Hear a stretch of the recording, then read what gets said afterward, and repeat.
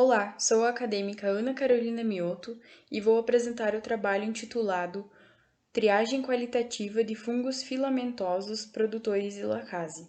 Sou orientada pela professora doutora Aniela Pinto Kempka. Na busca de encontrar tecnologias eficientes e limpas para a remoção de contaminantes emergentes em águas residuais, a abordagem que utiliza os processos enzimáticos se mostra muito importante e promissora. A lacase é uma enzima ligninolítica pertencente ao grupo das oxidorredutases e que possui um grande potencial para oxidar vários compostos, incluindo os poluentes emergentes. As lacases oxidam uma ampla faixa de substrato, sendo o ABTS e o 2,6 de metoxifenol os substratos mais comumente utilizados em ensaio de atividade de lacase. A lacase pode ser isolada de plantas e insetos e pode ser produzida por bactérias e fungos. No entanto, os fungos são considerados bons candidatos industriais porque possuem uma capacidade de produzir grandes quantidades de lacase extracelular em meio relativamente barato. O objetivo desse trabalho foi submeter os fungos filamentosos do gênero Aspergillus e Penicillium a uma triagem para avaliar o melhor desempenho na expressão de lacase, avaliada de forma qualitativa, em placas contendo o ABTS como substrato padrão e em meio suplementado com corantes têxteis, para futura aplicação da enzima em descoloração de corantes. Como metodologia, então, o meio de cultivo padrão para a reativação dos micro-organismos foi o agar PDA e o agar saburô. Como substratos, foram utilizados o ABTS e os corantes têxteis azul, amarelo, preto e vermelho. Os micro-organismos utilizados de forma individual foram Aspergillus flavus, Aspergillus parasíticos, Aspergillus giganteus, Aspergillus sp e 4 cepas de Penicillium sp.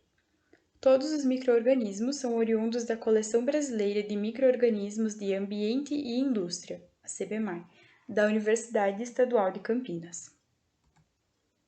Para a reativação e obtenção dos inóculos, as cepas puras foram cultivadas a 28 graus por 10 dias em tubos contendo 10 ml de meio inclinado PDA 4%, e após, então, mantidas de 4 a 7 graus por até 14 dias. Para a obtenção dos inóculos, foi adicionado aos tubos contendo os esporos 2 ml de solução aquosa dispersante, 0,3% de Twin 80 e 0,9% de cloreto de sódio, e algumas pérolas de vidro.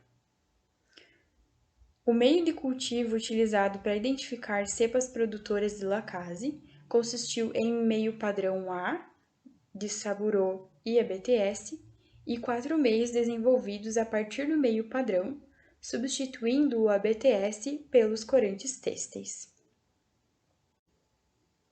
Para obter o meio A, a solução de saburô foi dissolvida e autoclavada, e então deixado resfriar em temperatura ambiente. Em seguida, sob condições assépticas, foi adicionado 0,5 mmol de ABTS. Aproximadamente 20 ml do meio foram espalhados em placas de Petri esterilizadas, deixando-as resfriar completamente para o uso posterior. Para o meio B, foi realizado o mesmo procedimento do meio A, no entanto, foi adicionada uma solução de 50 mg por litro dos corantes têxteis no meio saburô.